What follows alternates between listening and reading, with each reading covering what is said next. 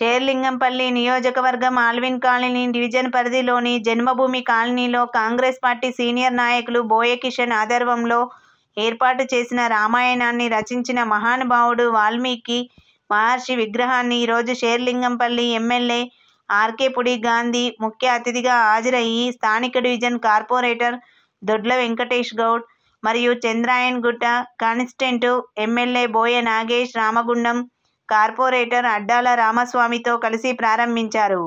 ఈ సందర్భంగా ఎమ్మెల్యే మాట్లాడుతూ రామాయణాన్ని రచించిన వాల్మీకి మహర్షి విగ్రహాన్ని ఆవిష్కరించడం నా పూర్వజన్మ సుకృతం అన్నారు.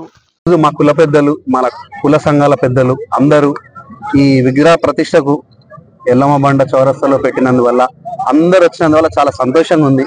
మా కుల పెద్దలలో కూడా కార్పొరేటర్లు, కంటెస్టెడ్ ఎమ్మెల్యేలు ఉన్నారు. మాకు కూడా తెలియదు ఇప్పుడు దాకా.